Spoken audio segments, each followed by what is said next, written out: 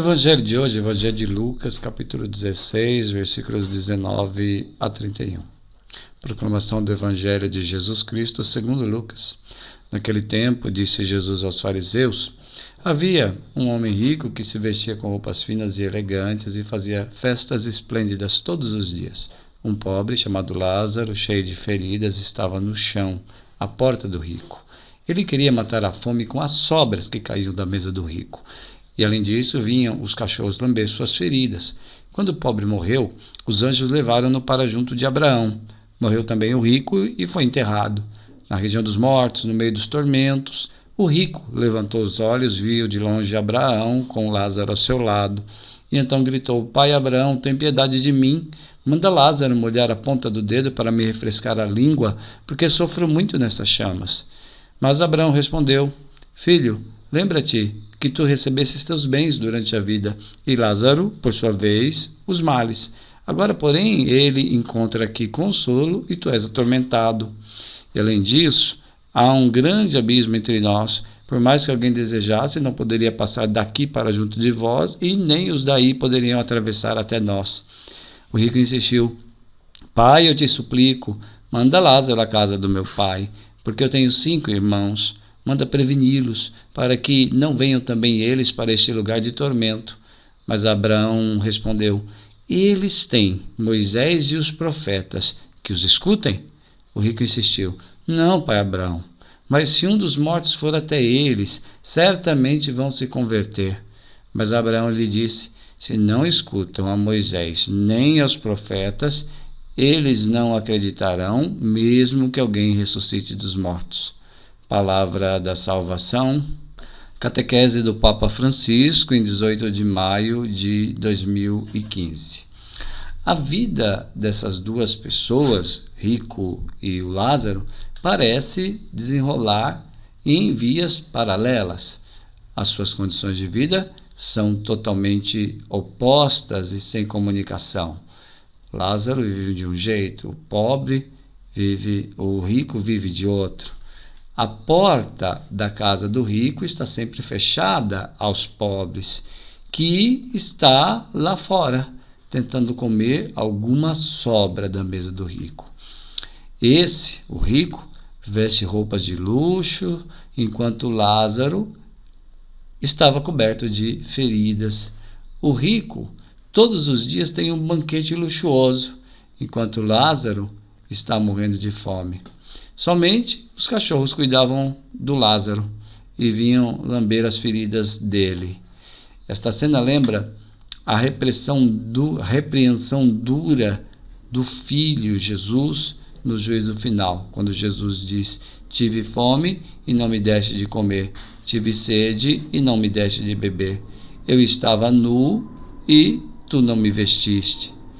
Lázaro representa bem o grito silencioso dos pobres de todos os tempos e a contradição de um mundo onde imensa riqueza e recursos estão nas mãos de poucos. Jesus diz que um dia aquele homem rico morreu. Os pobres e os ricos morrem. Todos têm o mesmo destino, a morte. Como todos nós, não há exceções a esta regra. E então, aquele homem, o rico, se volta para Abraão, pedindo-lhe com o título de pai. Portanto, ele afirma ser seu filho, filho de Abraão, pertencente ao povo de Deus, o povo da primeira aliança. Mas, na vida, apesar do rico se dizer filho de Abraão, porém, na sua vida, ele não mostrou nenhuma consideração por Deus. É mais ou menos, aqui um parênteses, né? Como os católicos que se dizem católicos, mas eu sou não praticante. Se dizem católicos, mas por não ser praticante, será que tem consideração por Deus? Fecha parênteses. Na vida, então, esse rico não mostrou nenhuma consideração por Deus, mas tornou-se o centro de tudo, né? Ele é o centro de tudo, trancado em seu próprio mundo de luxo, pensando só, então, em viver o seu luxo e desperdício, excluindo totalmente o pobre, excluindo totalmente o Lázaro. Não teve qualquer consideração nem ao Senhor, nem a sua lei. A lei de Deus totalmente desconsiderada. Ignorar o pobre é ignorar a Deus. Essa frase do Papa Francisco é muito importante. Ignorar o pobre é ignorar a Deus. Isso devemos aprender bem. Ignorar o pobre é desprezar Deus, né? Cada um pode deixar essa frase cair no seu coração, né? Repensando ela. Há uma particularidade que deve ser observada nessa parábola. O rico não tem nome, apenas aparece com a expressão rico, enquanto o nome do pobre é repetido 5 vezes, e Lázaro significa Deus ajuda. Lázaro, encontrando-se na frente da porta, é um chamado vivo para que o rico se lembre de Deus. Então, o pobre, à nossa porta, o necessitado, à nossa porta. É um chamado vivo para que o rico se lembre de Deus. Mas o rico não acolhe esse chamado e será condenado, portanto, não por sua riqueza, não porque era rico, mas por ser incapaz de sentir compaixão e socorrer Lázaro. Então, o rico vai ser condenado, uma pessoa rica, não por causa de sua riqueza, mas por ser incapaz, né? Incapaz de sentir compaixão do Lázaro e, no nosso caso, dos pobres e socorrê-los. Na segunda parte dessa parábola, encontramos Lázaro e o homem rico após a morte. Daqui em diante, a situação se inverte. Lázaro foi levado pelos anjos ao céu, a Abraão. O rico se precipita em meio aos tormentos. Em seguida, o rico olhou para cima e viu de longe Abraão e Lázaro ao seu lado. Ele parece ver Lázaro pela primeira vez, mas suas palavras o contradizem. Pai Abraão, diz o rico, né? Tenha misericórdia de mim, envia Lázaro para molhar a ponta do seu dedo e me refrescar a língua, porque eu estou atormentado nesta chama. Agora sim, né, o rico reconhece o Lázaro, né? Nesse momento em que precisa de ajuda, reconhece. Em momento que pede ajuda. Enquanto em vida, fingia não ver o pobre à sua porta. Quantas vezes as pessoas fingem não ver os pobres, né? Será que nós fingimos em não ver os pobres? Para eles, os pobres não existem. Antes, o rico negou-lhe até mesmo as sobras de sua mesa. E agora pede o que beber. Ainda assim, ele acredita que pode reivindicar direitos porque tinha uma condição social de rico. Declarando impossível atender seu pedido, o próprio Abraão fornece a chave de toda a história. Ele explica que o bem e o mal foram distribuídos para compensar a injustiça terrena, e a porta que separava em vida o rico e o pobre é transformada agora, na eternidade, em um grande abismo. Enquanto Lázaro estava em sua casa, para o rico havia uma chance de salvação, abrir a porta, ajudar Lázaro. Mas agora que os dois estão mortos, a situação se tornou irreparável. Deus não foi nunca chamado diretamente, mas a parábola adverte claramente.